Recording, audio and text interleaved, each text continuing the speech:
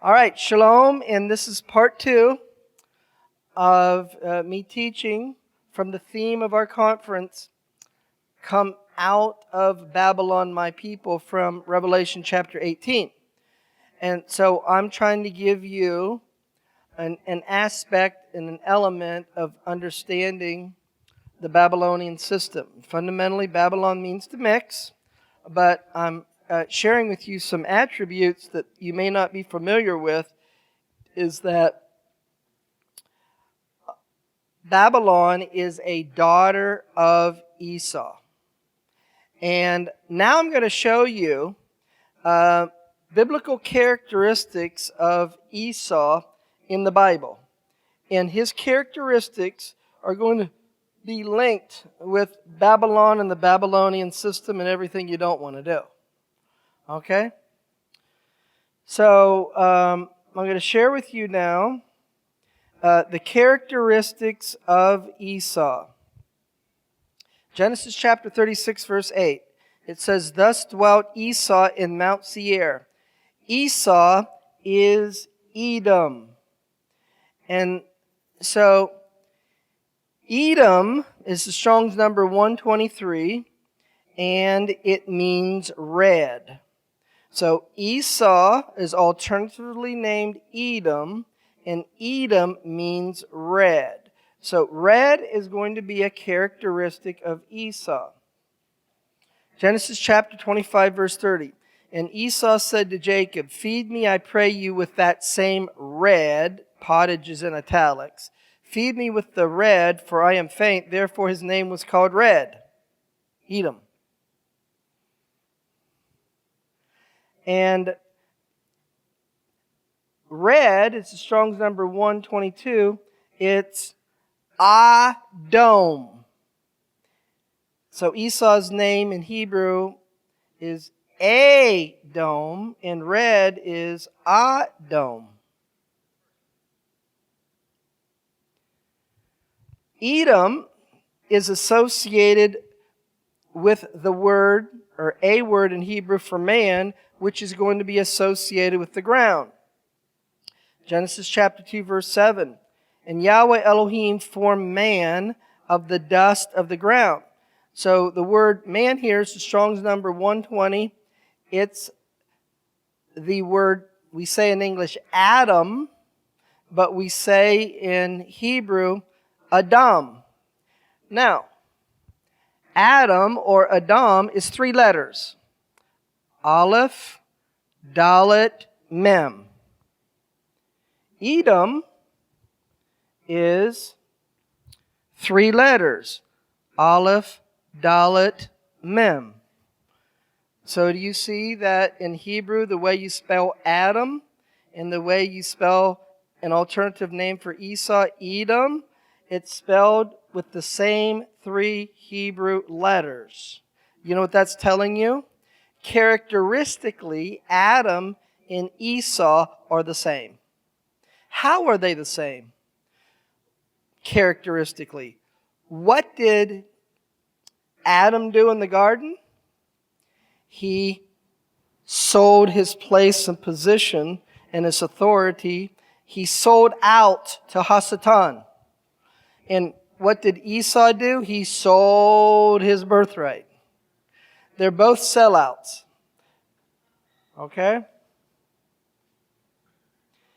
And so Yahweh Elohim formed Adam, man, of the dust of the ground. The word ground is the Strong's number 127, and it's the Hebrew word Adamah. So it's actually Adam with a feminine ending. The feminine ending in Hebrew is AH. Take the word Adam, put AH on it, and you have Adamah, the word for ground. Okay? So, linguistically, in the Hebrew, Adam and Esau are associated with the ground. And what was said regarding the ground? It was cursed. And the ground and man is associated with those things that are temporal. Jeremiah chapter 17, verse 5. Thus says Yahweh, cursed be man that trusts in man and makes flesh his arm. So, Adam is associated with trusting in the flesh, trusting in yourself. So Esau is associated with trusting in yourself. So what's going to be a link when you trust in yourself and you want to do it and you don't need any help and you're not looking toward the God of Israel to help you? Ultimately, I did it myself, so you think you did it yourself. You're responsible for everything, and it produces pride. So Edom means red, and red is going to be associated with our sins. Isaiah chapter 1, verse 18, though your sins be as scarlet, they will be red like crimson. So notice our sins is described in the word that is used for our sins is also the same word that is associated with Esau. So we're told in Genesis chapter 25, verse 27, that Esau is a man of the field. Genesis 25:37, Esau was a cunning hunter and man of the field. And in Matthew chapter 13, verse 38, the field, Yeshua said, is associated with the world. So Esau is a man of the world. So Esau only cares about himself. So what we're going to see Esau and how Esau is associated with the flesh. And the things of the flesh are Babylonian. And you're not supposed to mix the flesh with the things of the Spirit.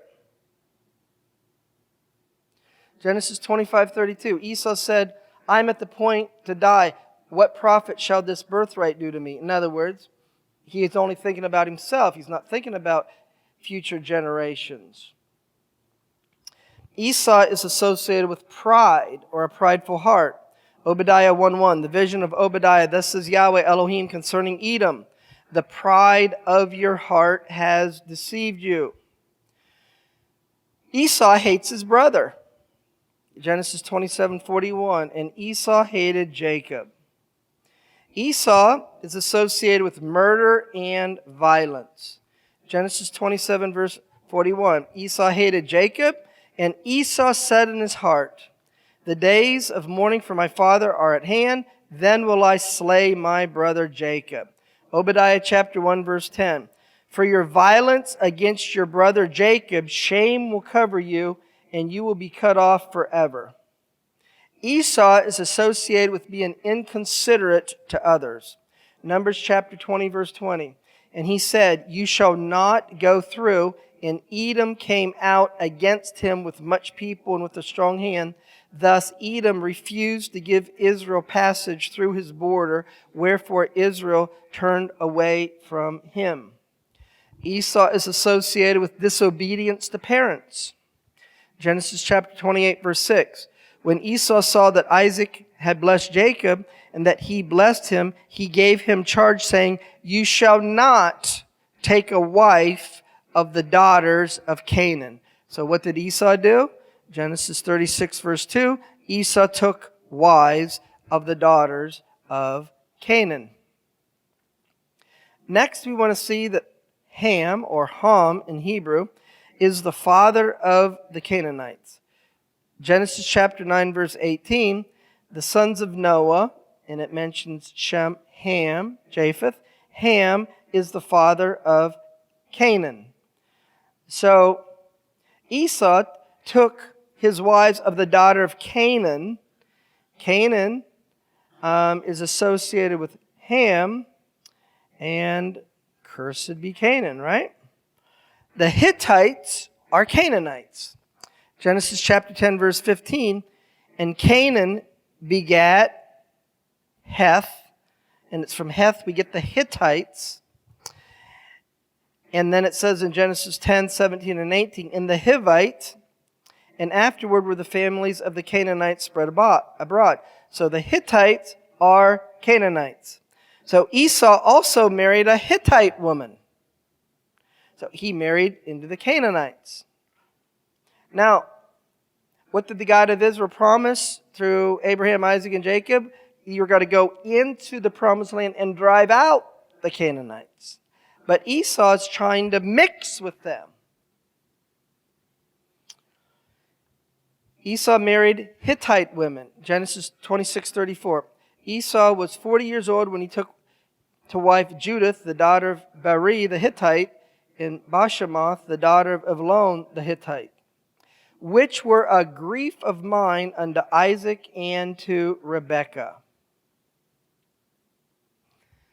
Esau was offended that Jacob received the blessing. So Esau is going to be associated with offense and being offended. And so who or what gets offended? The flesh. Genesis chapter 27, verse 38. And Esau said to his father, have you but one blessing, my father? Bless me, even me also, O my father. And Esau lifted up his voice and wept. And Esau hated Jacob because of the blessing wherewith his father blessed him. Esau is associated with a root of bitterness. Hebrews chapter 12, verse 15. Lest any root of bitterness springing up trouble you, and many be defiled, and lest there be any profane person as Esau. So this root of bitterness then is associated with Esau. Esau is a fornicator and a homosexual. Hebrews chapter 12, verse 16, lest there be any fornicator or profane person as Esau. So this word in Hebrews chapter 12, verse 16 that was translated as fornicator in the Greek Strong's dictionary. It's the number 4205. It got translated in 1 Timothy chapter 1, verse 10 as a whoremonger. For whoremongers, for them that defile themselves with mankind. Homosexuals. Israel is associated with wheat. Deuteronomy chapter 8, verses 7 and 8. For Yahweh your Elohim brings you into a good land, a land of wheat. Esau is going to be associated with tares. So remember when Yeshua told the parable about the wheat and the tares? The wheat is Jacob, Israel, and the tare is Esau. So he was telling a parable about Jacob and Esau. Matthew chapter 13, verse 25. And while men slept, his enemy came and sowed tares among the wheat and went his way. Then Yeshua said in Matthew chapter 13, verse 38, that the tares are the children of the wicked one. Who's the wicked one? Hasatan. So characteristically, Esau is in association and in partnership with Hasatan. That Esau becomes the agent by which Hasatan works through. And as being an agent, Esau is associated with the kings of the earth. In James chapter 5, it's called the rich men of the earth. And Esau is associated, as I'm showing you here, about the flesh and the things of the flesh. So the Greek word for wheat is sitos. Sitos is the Greek word for wheat. And our English word parasite is para, which means to come alongside of or beside. And where we say site, it actually comes from the Greek sitos for wheat. So a parasite, taking it back to root languages, means to come alongside the wheat. This is a characteristic of Esau. Wherever the God of Israel is doing something, wherever Jacob Israel is doing something, Esau's going to come alongside. He's going to try to mix in. He's going to try to not be recognized. He's going to try to usurp. And he's going to try to take over and replace and rule over Jacob. This is a characteristic of Esau. So Edom is associated with red, And red is associated with the dragon, or Hasatan, the devil. Genesis chapter 25, verse 30. And Esau said to Jacob, feed me, I pray thee, with that same red, for I am faint. Therefore his name was called Edom. Edom is associated with red. And then red, Revelation chapter 12, verse 3, there appeared another wonder in heaven. Behold, a great red dragon. And the red dragon, Revelation chapter 12, verse 9, the great dragon that was cast out is called the devil. So we're talking about spiritual characteristics. Regardless of who your mother and your father is, if you exemplify these spiritual characteristics, you are spiritually behaving like Esau. And your parents can be physically descended from one of the 10 tribes of Israel. But if you are behaving and living your life like Esau, now you got the characteristics of Esau. Likewise, if somebody's physically descended from Esau, and they believe in Yeshua and they're following the Torah after the Spirit, then they're going to be spiritually associated with Jacob Israel. So what's being described here, what the Lord is showing you, are spiritual characteristics, not necessarily making the connection through biology and who your parents were. So Esau is associated with the terror, and Esau is associated with the children of the wicked one, or Hasatan. Matthew chapter 13, verse 25. And while men slept, his enemy came and sowed tares. Notice when the tares are sown. When you sleep. When you're not alert. When you're not discerning. When you're not following after the ways of the God of Israel. When you're backsliding. And once again, Matthew chapter 13, verse 38, the tares are the children of the wicked one. So now we're going to show you how Esau is going to be associated with a tare. Okay? We're going to break down the association of how Esau is associated with a tare. As a reminder, Genesis 36, verse 8, thus dwelt Esau in Mount Seir. Esau is Edom.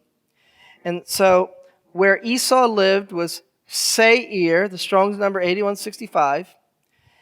And Seir comes from the Strong's number 8175. So Esau lived in Mount Seir, 8163, and Seir comes from the Strong's number 8175.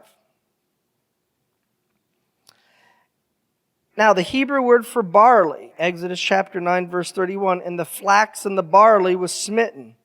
And so the word barley is the Strong's number 8184, and look, in the Strong's Dictionary, 8184, it says it comes from 8175. Okay, let's review that again. So where Esau lives, Seir, comes from 8175, and the Hebrew word for barley is linked with 8175. So Esau is going to be associated with barley.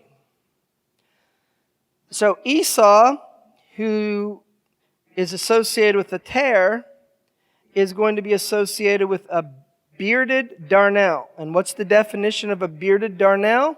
It is a weedy annual grass, often occurs in the grain fields and other cultivated land. These seeds are sometimes considered poisonous. So now in Psalm chapter 92, verse 7, it says, when the wicked will spring up as the grass. This word grass is the Strong's number 6212, and it's the Hebrew word aseb. Aseb, it's a cognate of Esau in Hebrew, which is Esav. Esau in Hebrew is Esav. The word for grass is aseb. They're related words. So in the Hebrew, Esau is associated with grass. What's Adam associated with? The ground. Okay, if you've ever listened to the teachings of my good friend in ministry, Brad Scott of blessed memory, he would often say, in trying to teach the Hebrew language, he would say that everything in Hebrew was broken down for you in its root meanings, that you can see everything out there as you walk out with your physical eyes in the world in which you're living in. And so when you go out, do you realize that when you go out and look outside, you're going to see grass growing on dirt or ground? Do you know that's a prophecy? The ground is Adam, and the grass is Esau. And the ground and the grass is showing you that characteristically Adam and Esau are associated with one another. And grass is associated with that which is temporal. Grass is associated with that which is carnal. So dirt, or the ground, is associated with that which is carnal or temporary. Esau is associated with thorns. And this is a commentary on Parsha Teledot from Talmudic Rabbi Levi. He says, Jacob as a blacksmith who once saw bundles of thorns, which is a metaphor for Esau. Esau's associated with the grass. Esau's associated with thorns. Esau's going to be associated with stubble. Obadiah chapter 1 verse 18. And the house of Esau for a stubble. Now remember in 1 Corinthians chapter 3, Paul was talking about be on guard on how you build. And you want to build upon precious stones and precious things. And not on wood, hay, and stubble. And so what's hay and stubble going to be associated with? Esau. What's the precious things going to be associated with? Jacob, Israel. So Esau does not follow the Torah. Isaiah chapter 5 verse 24. Therefore as the fire devours the stubble because they've cast away the Torah of Yahweh of hosts. So I've now gone through and showed you that Esau in the Bible is associated with all those things that you're going to associate with the flesh and the things of the flesh. And Esau is going to be associated with things of the world and the ways of the world. And Esau is going to be associated with not following the Torah. And so that's the characteristic or the behavior of Esau. So since Esau has the characteristic of not following the Torah, now, hopefully you can see that the doctrine of dispensationalism, which says that when Yeshua died on the tree, that he did away with the Torah, whose voice is going to try to convince you that you're not supposed to follow the Torah? Whose voice, spiritually? It's Esau. And why can't you discern when you're being told that you're not supposed to follow the Torah, when you're being told that that's the proper way to follow the New Testament? Why isn't there a discernment that that doesn't make sense amongst so many Christians? Because of the mixture. Because of, he made a new covenant. New covenant means brand new. And Yeshua is our Savior. In this brand new covenant, he did away with the old. And so that argument, the logical mind can accept that argument by showing whatever passages that it may appear to say that way. And if you don't know the Torah, you won't recognize the mixture. And so you can't discern properly because Esau's coming alongside Jacob and he's hidden himself in a package that makes it look like he's the real and the right thing. And so therefore, you might accept the package. So what I'm speaking against, some people may get confused and say, and they may think or may say, he's speaking against the church. I ain't speaking against the church at all. I'm speaking against the doctrine of dispensationalism. And we love, and the people in the system Yahweh is calling to come out of that Babylonian mixed system. All right? So the application isn't just, we haven't been keeping the Sabbath and the festivals and dietary laws. It isn't just that, but that is a part of it, as well as the information shared by our first three speakers about, the wounds and the hurts and the scars and all that. And that's a part of coming out of Babylon too, because who gets hurt by the wounds and scars and bruises and all that? What gets hurt? Who gets offended by all that? The flesh. And the flesh is associated with Esau. And so Esau hides himself, and the flesh justifies itself and says, I want justice. It justifies itself because it hides itself in righteousness. I want justice.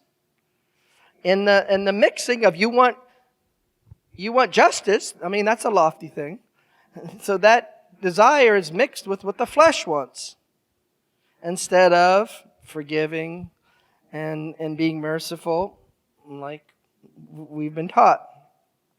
So let's summarize what I've showed you regarding these characteristics of Esau. And Esau is the root of our Babylonian system, which we're supposed to come out of. And come out unless you partake of her plague. So Esau's alternative name is Edom, which means red. Edom in Hebrew is associated with the ground. Edom in Hebrew is associated with man, who is associated in the Bible with being flesh and the things of the flesh. Esau is associated with being a man of the world. Esau is associated with only caring about himself. Esau is associated with pride. Esau is associated with hating your brother. Esau is associated with murder and violence. Esau is associated with being inconsiderate to others. Esau is associated with disobedience to parents. Esau is associated with the root of bitterness. Esau is associated with fornication. Esau is associated with grass, thorns, and stubble. Esau is associated with wickedness. Esau comes beside Israel to divide and to usurp Israel. Esau is associated with mixture to deceive. Esau doesn't follow the Torah, and Esau is a child of the wicked one, who the king of Babylon is Hasatan. Okay, so remember when Paul says the spirit wars against the flesh and the flesh against the spirit? Fundamentally, the spirit is Jacob, Israel, or the ways of the God of Israel, wars against the ways of Esau and the ways of Babylon, the flesh, the things of the flesh, the desires of the flesh. So now, we will look at 1 Corinthians in chapter 3. 1 Corinthians chapter 3. Paul writes in verse 1, I, brethren, could not speak unto you as unto spiritual, but as unto carnal, even as a babe in Messiah. Notice in this verse how a babe in Messiah means they're a believer. It means they believe that Yeshua is their Savior. But notice how in this verse a babe in Messiah is regarded as being carnal. Then it says, I have fed you with milk and not with meat, for hitherto you were not able to bear it, neither are you now able. So a babe in Messiah can only partake of the milk of the word, not the meat of the word. For you are yet carnal. For whereas there's among you envyings and strifes and divisions, are you not carnal and walk as men? Envyings, strife, and divisions. What are those associated and linked with? The flesh and the things of the flesh. It's associated with Esau. So you're fighting that mixture in you, in your spiritual walk. When you become a believer, within your walk and trying to walk in the ways of the God of Israel, which is to follow the Torah by the Spirit, You still have to do battle with the flesh. You still have to do battle with Esau. You still have to do battle with Babylon. And so that's why Paul says we crucify the flesh in order to be able to be a son of God and to walk in the Spirit.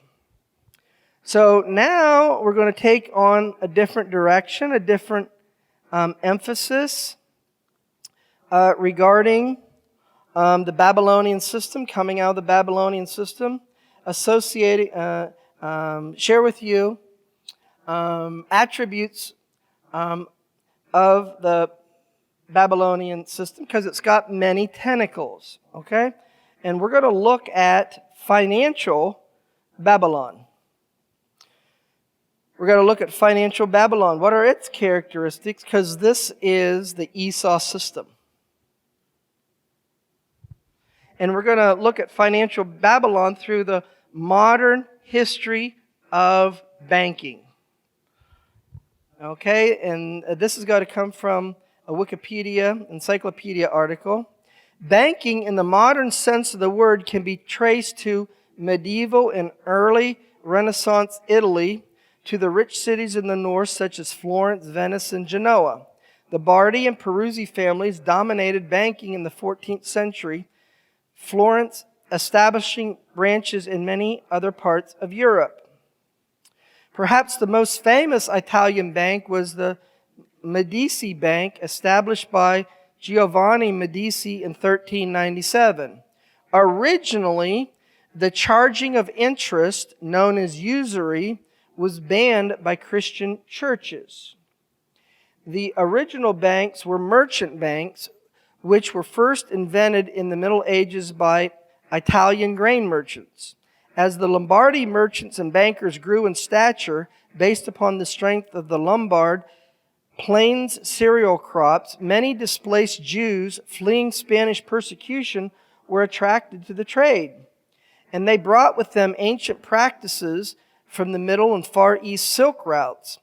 Originally intended for the finance of long trading journeys, these methods were applied to finance the production of trading of grain.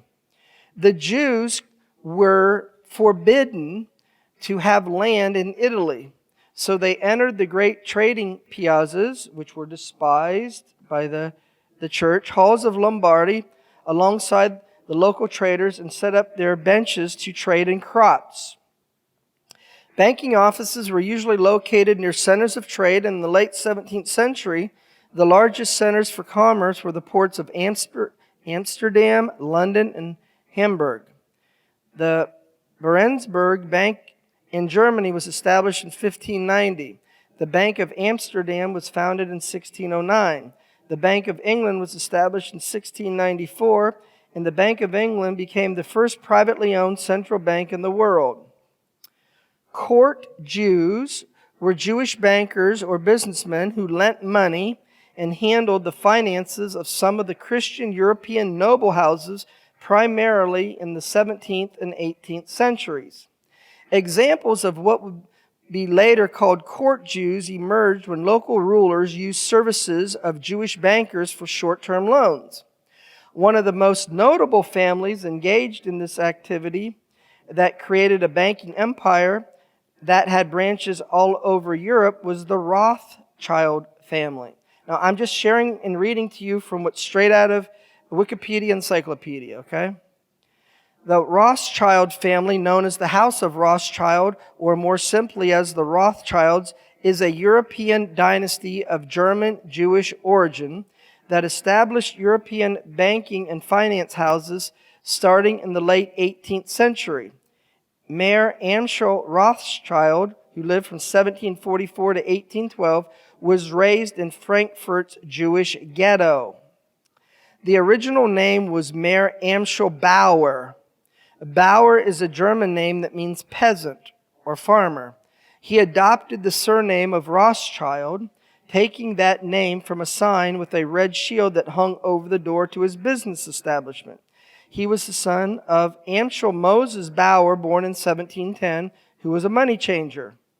Court Jews handled money for European royalty and nobility. And during that era, Jews were legally required to live in small communities that were separated from Christians. They were also not allowed to leave their villages at night, on Sundays, or on Christian holidays.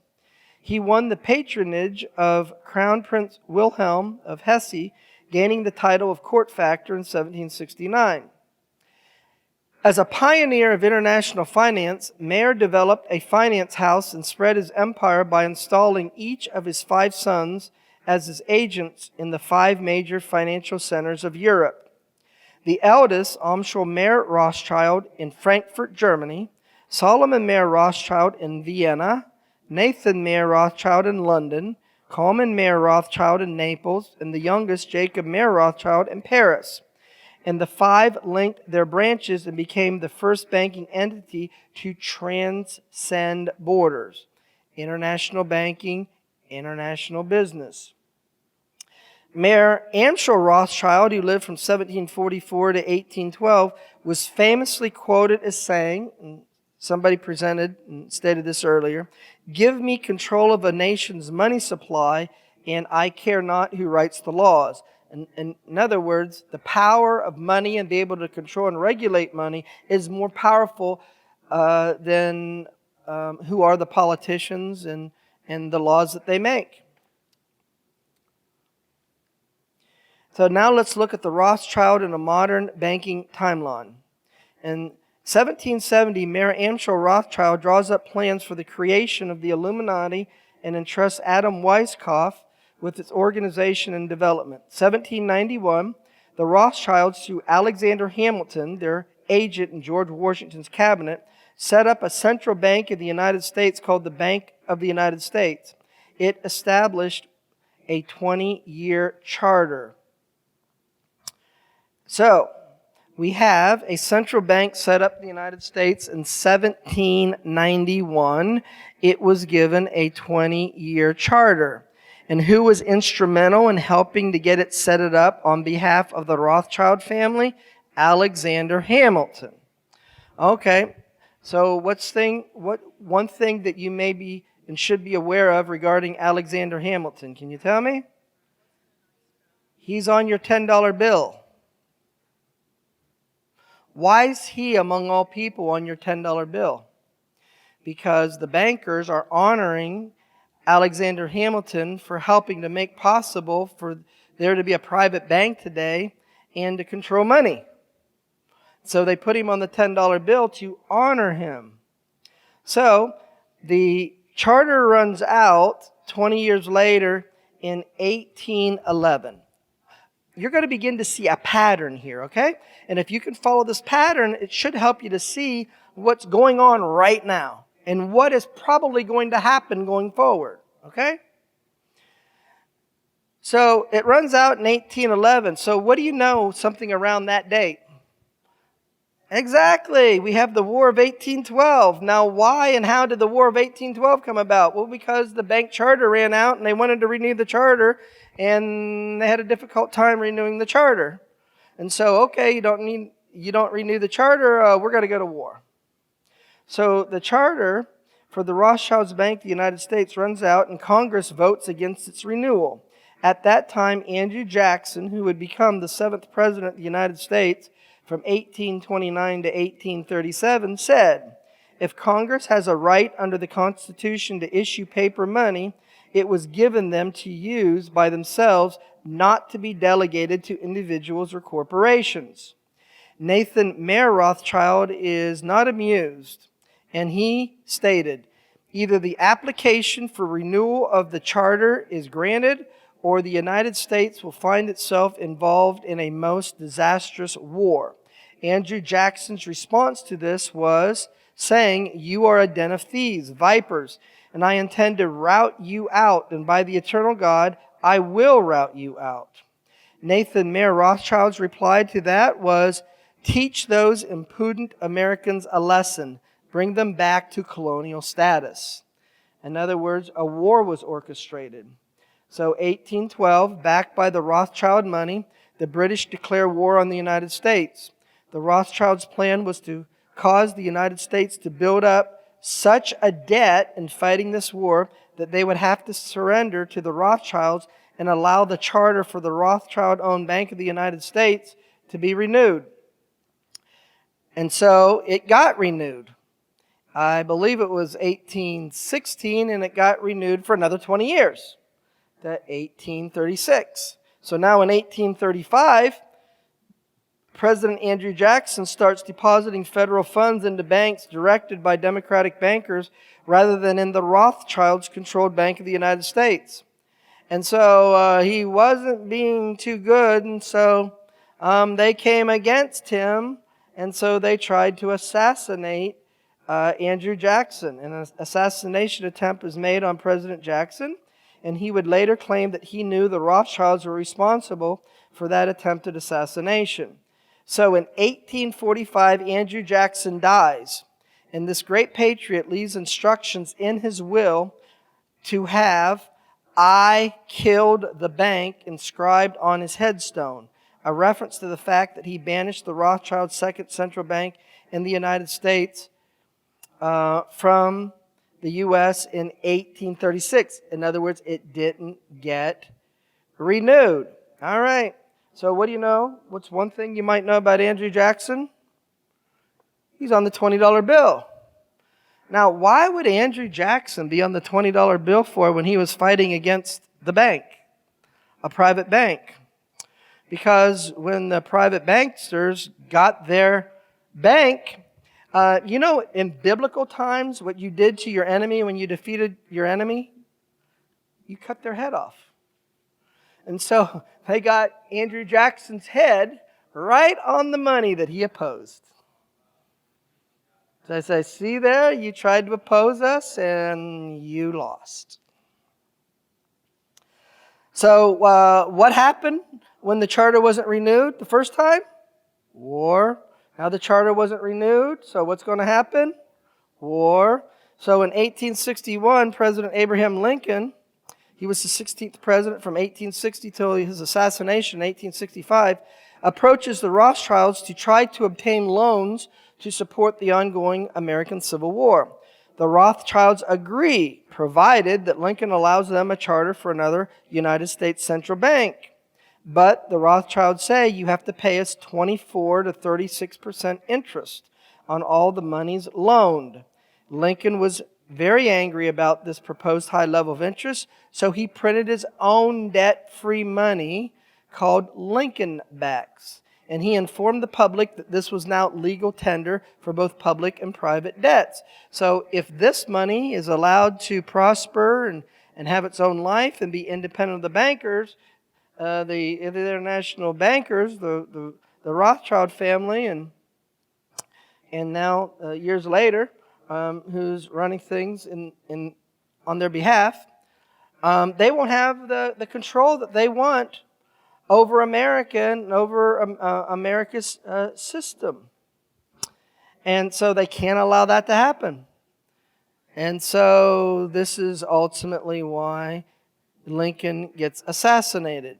In 1862, by April of 1862, nearly $4.5 million worth of Lincoln debt-free money had been printed and distributed. He went on to state, "We gave the people of this great republic the greatest blessing they ever had, their own paper money to pay their own debts." Then in 1865, the Times of London editorial said the following, this is an editorial in the paper, "If that mischievous financial policy, which had its origin in the North American Republic, should become indurated down to a fixture, then that government will furnish its own money without cost, and it will pay off its debts and be without debt." That is, if the Lincoln greenbacks are allowed to stay in the system and grow and have its own power. And as a result, it will have all the money, the United States will have all the money necessary to carry on its commerce. The United States will become prosperous beyond precedent in the history of the civilized governments of the world. And the brains and the wealth of all countries will go to North America. That government must be destroyed, or it will destroy every monarchy on the globe. In 1865, Abraham Lincoln said to Congress, "I have two great enemies, the Southern Army in front of me and the financial institution in the rear. Of the two, the one in my rear, that is the financial institution, is my greatest foe. Later that year, President Lincoln is assassinated. Now, in 1881, President James Garfield said, "Whoever controls the volume of money in our country is absolute master of all industry and commerce. And when you realize that the entire system is very easily controlled one way or another by a few powerful men at the top, you will not have to be told how periods of inflation and depression originate." So then we have something that probably most of you may not be aware of, and that was the Panic of 1907. The Panic of 1907, also known as the 1907 Bankers' Panic, was a financial crisis that took place in the United States over a 3-week period starting in mid-October, when the New York Stock Exchange fell almost 50% from its peak the previous year. Panic occurred as this was during a time of economic recession, and there was numerous runs on the banks and trust companies. The 1907 panic eventually spread throughout the nation when many state and local banks and businesses entered bankruptcy. Primary causes of the run included a retraction of the market liquidity by a number of New York City banks and a loss of confidence among depositors. And so, who triggered this? The New York banks. It's going to be the banks that want to have a central bank that is associated with the international bankers. In the aftermath of the Panic of 1907, Rhino Republican Senator Nelson Aldrich, father-in-law of John D. Rockefeller Jr., put forth a plan through the National Monetary Commission to establish a central banking system that would issue currency and provide oversight and loans to the nation's bank, which led to the creation of the Federal Reserve Act of 1913. Aldrich became an agent for the international bankers, originally the Rothschild family. So who was Senator Nelson Aldrich? He lived from November 6, 1841 to April 16, 1915, and he was a prominent American politician and leader of the Republican Party in the United States Senate, where he served from 1881 to 1911. And by the 1890s, he was one of the big four key Republicans who largely controlled the major decisions of the Senate. In other words, he's Mitch McConnell, okay? His daughter, Abigail, married John D. Rockefeller Jr., and her sons included Nelson Rockefeller, Winthrop Rockefeller, and banker David Rockefeller. Aldrich worked with several key bankers and economists to design a plan in 1911 for an American central bank. This work included a trip to Jekyll Island in 1910 to have a meeting which resulted in draft legislation, the Aldrich Plan, which ultimately was incorporated into the 1913 Federal Reserve Act, signed by President Woodrow Wilson. The bankers and economists that Aldrich worked included Paul Warburg, who is stated as being the father of the Federal Reserve, Paul Warburg, agent of the Rothschilds in the United States, and partner of the banking house Kuhn, Loeb and Company. And Paul Warburg, who's regarded as the father of the Federal Reserve, an agent of the Rothschilds, who wanted a central bank in the United States because they wanted to have international banking and they didn't want the United States to be a nationalistic country with its own destiny. He later became the director of the Council of Foreign Relations from 1921, when it was formed, to 1932. Aldrich worked with several key bankers and economists to design a plan in 1911 for an American central bank. This work included a trip to Jekyll Island in 1910 to have a meeting which resulted in the draft legislation that was labeled the Aldrich Plan, but it really wasn't the Aldrich Plan. It was a plan by the international bankers that Aldrich was just the agent to accomplish the task. So they had a swamp then to have a meeting which resulted in draft legislation which ultimately was incorporated into the 1913 Federal Reserve Act signed by President Woodrow Wilson. Didn't I already read this?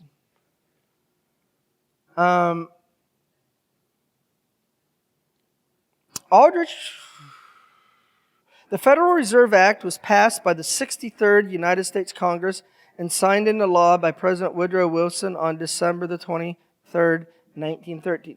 Now, this ultimately is our present financial and monetary system that we have in the United States. The Federal Reserve Act created the Federal Reserve System. Now, notice what they got ultimately in 1913, they had initially tried to achieve in the 1700s. Okay, so you know that there were those that initially came over this country and they were seeking religious freedom. They wanted to worship God in freedom without persecution, etc. And they decided to have a country where they could preach the gospel. And it was founded on Judeo-Christian roots, Judeo-Christian principles, right? So who came alongside them at the same time? Esau. Parasite. He comes alongside. So what's he going to do? He's going to come alongside. He's got to try to blend in and look like he's a part of the people, a part of the country. Look, there's agents in the government that looks like they are speaking on behalf of the United States in the interest of the United States. But ultimately they want to gain control, rise to power, usurp, and they want to rule over that Judeo-Christian value and that Judeo-Christian ethic. So that conflict that got initiated before this country became officially a country on July 4, 1776, we're fighting that conflict right now today. And so you see how long it took the enemy to gain a foothold? Because the country was seeking after God and the ways of God and the things of God for so long. But then as the country started moving away from God and His ways, the enemy started to gain greater control. Well, that was the prophecy in Genesis chapter 25. That Jacob and Esau, that when one was in power, the other was weak. And vice versa. That whenever Jacob's in power, Esau's weak. Whenever Esau's in power, Jacob's. And they would seek to rule over each other. So they may call this, one of the terms they may call this today is the cultural wars. It may be labeled, draining the swamp. And so Trump isn't fighting anything new. Andrew Jackson fought it. Abraham Lincoln fought it. And so at the core, the fundamental fight is national sovereignty versus globalism and loss of national sovereignty. And loss of national sovereignty ultimately is a loss of individual freedoms. And so what ultimately is the objective for having the monetary power? What's the goal of having monetary power? Ultimately, to have one world government. And the Bible says this is going to happen. And I believe that's the interpretation of Revelation 13, the beast that rules for 42 months. That system is one world government. And just a couple days ago, on Fox News, Rand Paul was on, and he was interviewed by Jesse Waters, and he said it's not a theory, it's the mission statement that the global elite, and then Jesse Waters played clips of those at the World Economic Forum, that they desire and they want one world government. So what's the pattern that I just showed you? What's the pattern by which they try to seek and achieve their goals when they don't have what they want at the present moment? They do war. And they create economic upheaval. Panic of 1907, etc. Okay, war and financial crisis. So what do we see presently that we haven't seen in 40 years? We have the roots of inflation, and potentially things could get out of control and create a financial crisis. And the thing about it is they want to achieve their goals without being blamed for it.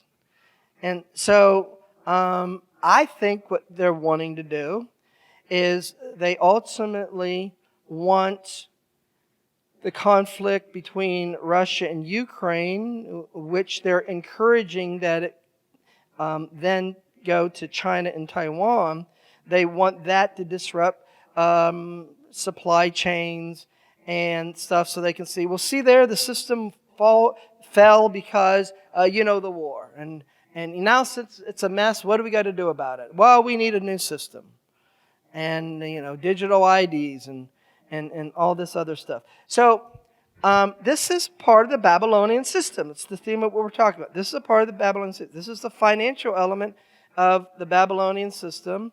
And this is a part of being aware of this and how the enemy operates and to be able to come out of Babylon and the Babylonian financial system.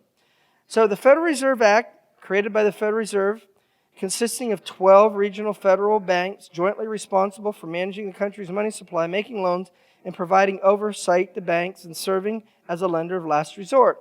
To lead the Federal Reserve System, the Act established the Federal Reserve Board of Governors, members of which are appointed by the President.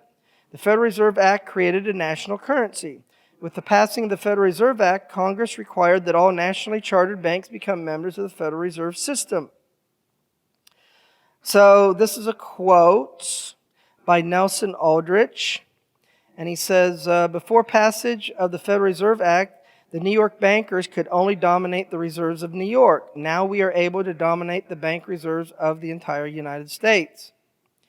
And so here we have Congressman Charles Lindbergh regarding the Federal Reserve Act. When the President signs this act, that is the Federal Reserve Act of 1913, the invisible government by the money power proven to exist by the monetary trust investigation will be legalized. The new law will create inflation whenever the trusts want inflation, and from now on, depressions will be scientifically created. Woodrow Wilson, who signed the Federal Reserve Act, later said in 1919, I am a most unhappy man. I have unwittingly ruined my country. A great industrial nation is now controlled by its system of credit. We are no longer a government by free opinion, no longer a government by conviction in the vote of the majority, but a government by the opinion and duress of a small group of dominant men. And so the Federal Reserve System, how it operates, is fractional reserve banking. Since 1980, all depository institutions have been required to set aside reserves with the Federal Reserve. This is called fractional reserve banking. The fractional reserve banking is the most common form of banking practiced by commercial banks worldwide. It involves banks accepting deposits from customers and making loans to borrowers while holding a reserve, an amount equal to only a fraction of the bank's deposits. Bank reserves are held as cash in the bank or as balances in the bank's account at the central bank. The minimum amount that banks are required to hold in liquid assets is determined by the country's central bank and is called the reserve requirement. So in other words, you deposit $100, and if the bank's only required to hold back 5%, it holds back $5, and then it loans out the $95, and then of the 95, it holds back 5, and it loans out 90, and then it holds back. And so it multiplies that $100 into, I'm not quite sure what the multiplication factor is. Banks working on the expectation that only a proportion of depositors will seek to withdraw funds at the same time keep only a fraction of their liabilities as reserves. Thus, they can experience an unexpected bank run when depositors wish to withdraw more funds than the reserves held by the bank. In that event, the country's central bankers may act as a lender of last resort to provide banks with funds to cover the short-term shortfall. All right, I think we're at the end of this section. I wanted to show a chart of the money supply. So you see from 1913 to 1930, the money supply was growing. And do you see what happened from 1930 to 1933? The money supply drastically dropped. And so the bankers dropped the money supply, and their dropping the money supply created the Depression. And look what they did after 1933-34 when things started to get better. They increased the money supply. So when the war was over in 1941, the money supply was growing, and after the war, man, we was booming again. And so this was created by the manipulation of money. So now, the last thing that I want to show you, and I need to go kind of fast, but there's not that many slides, is I'm going to talk about the United Nations. And the United Nations can be regarded as a political Babylon. The earliest concrete plan for the new world organization to replace the League of Nations. So after World War I, the elite wanted to have a representative world organization that was called the League of Nations. The United States Senate didn't pass it or affirm it for what they wanted after World War I. So since they didn't get they won after World War I, guess what happened? We had to get World War II so we can get it. So when World War II was over, 1945, we got the United Nations. The text of the Declaration of the United States was drafted by U.S. President Franklin Roosevelt, British Prime Minister Winston Churchill, and Roosevelt aided Harry Hopkins while meeting at the White House on December 29, 1941. During these meetings, U.S. President Franklin Roosevelt was the chief promoter of the United Nations idea. Later, the U.S. State Department created a special subcommittee on post-war planning to advise Congress. In January 1943, Secretary of State Cordell Hull formed a steering committee composing of himself and other people. All these men, with the exception of Hull, were in the Council of Foreign Relations. For FDR, creating the UN was the most important goal for the entire war effort. The war was fought by FDR just so we can have a world organization. So the United Nations convened for the first time in San Francisco in April 1945, and most of the members of the U.S. delegation were members of the Council on Foreign Relations. On June 26, 1945, 50 nations signed the charter to create the United Nations. Now, what do we see now regarding the United Nations? The World Health Organization, they're now trying to give the authority to speak on behalf of the whole world and its health, and whatever they say needs to be done. And so this institution was created so they ultimately could be the means by which they can maneuver and ultimately create one world government. So Walter Cronkite says we must strengthen the United Nations as a first step toward a world government, patterning our own government with the legislature, executive, and judicial and police to enforce its international laws and keep the peace.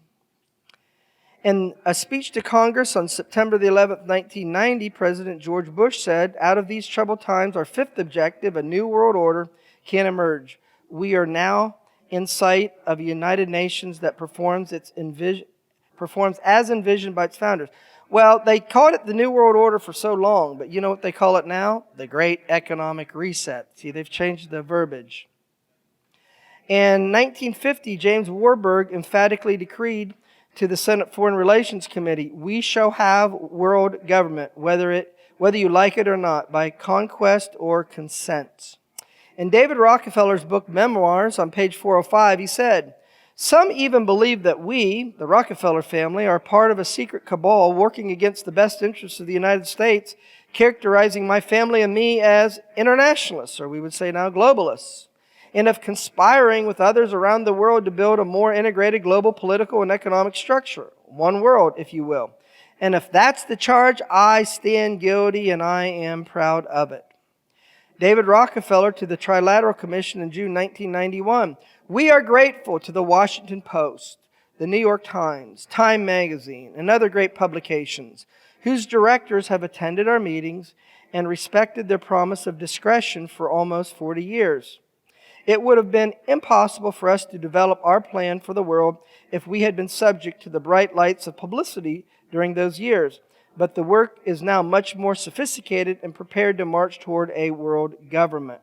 David Rockefeller, before the United Nations Business Council, September 23, 1994, "We are on the verge of a global transformation. All we need is the right major crisis, and the nations will accept the New World Order." He said this nearly 25, 30 years ago. How much more are we along now than what we were when he thought that they were close? So, the Bible speaks of Esau, the kings of the earth, who's in charge of a Babylonian financial system, a Babylonian political system. Esau's in the religious system. They're called the kings of the earth in Psalm chapter 2. In James chapter 5, they're called the rich men of the earth. James chapter 5, verse 1. Go to now, you rich men, weep and howl for your miseries that shall come upon you. Your riches are corrupted. Your gold and your silver is cankered. You have heaped treasure together for the last days. You have lived in pleasure on the earth, and you have been wanton. And then it says, which is of you kept back by fraud, and it cries, and the cries of them which have reaped are entered into the ears of the Lord of hosts, the captain of the armies. And so the judgment of the rich men of the earth, we see in Revelation 6:15. Isaiah 13:13 says, I will shake the heavens and the earth and will remove out of her place in the wrath of the Lord of hosts in the day of his fierce anger. And so the rich men of the earth are called the kings of the earth in Psalm chapter 2. And they're hiding in caves from the judgment of the Lamb just prior to him returning. And so regarding their plans, the God of Israel sits in the heavens and laughs. And it says, he will have them in derision.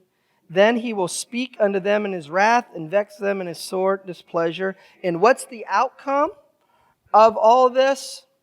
Well, Psalm 2:6, I've set my king upon my holy hill of Zion. In other words, the plans of Hasatan and the agent by which he works, Esau, is all going to come to naught. And in the end, what they're fighting against will happen, in that God the Father will affirm that Yeshua is king over his kingdom, and his kingdom is going to be run and operated according to his Torah. And the God of Israel operates his kingdom in justice and in righteousness, and he's just and true in all of his ways. So it's in our best interest. He looks upon us, and he wants the best for us. And that's why he's warned and repeated over and over in the Bible against the mixture. The Babylonian system, first in the garden, and he keeps repeating himself. And then in Revelation 18, he says, come out of her, my people. So the Babylonian system is the system that opposes the ways of the God of Israel. It's fundamentally mixture. And it has many levels. It has many tentacles. It has a broad and a great reach. And we are to discern and recognize all of its elements and aspects and seek in our lives to come out of that Babylonian system in its all elements and aspect, whether it's financial, political, religious, whether it's the flesh, the carnal mind, hurts, deep wounds, bitterness, or whatever. Those are the things that the God of Israel wants us free from, because he wants to rule and reign in our hearts and be the King and Lord of our lives. So this is going to conclude my sharing with you regarding insights in the Babylonian system and how to come out. And so as we wrap up and leave here, I'll still be out on my table over there. I wanted to share with you a couple ways that you can be helped in your studies. So I got my materials back there. So basically one DVD is $10. And I also, it took me 15 years to learn the information, 15 years to write it down, and ultimately to make a website. I have a website called HebrewRootsDiscipleship.com. And all the material that I've made that's out on that table is at the website. And the website serves a dual purpose of you supporting the ministry for $25 a month. It gives you access to all the materials. There's software behind where you can go through the information, these PowerPoints, answer questions. It'll track your progress and everything. And like I said, it helps to support the ministry, but it also helps in my thought process to fulfill the Great Commission, which is to make disciples. So it's going to help you and save you time of your efforts to want to learn and understand the Bible, because what He showed me in the last 30 years of my life, I've put so to help you in your learning, so you can be on a faster track than if you have to do it all yourself. So I want to thank y'all for giving me an opportunity to be a part of this conference, and hopefully as we go in the succeeding parts in the series, we can all do it again and be a blessing to Yah's people. So thank you, Yeshua. You deserve all praise, glory, and honor. Amen.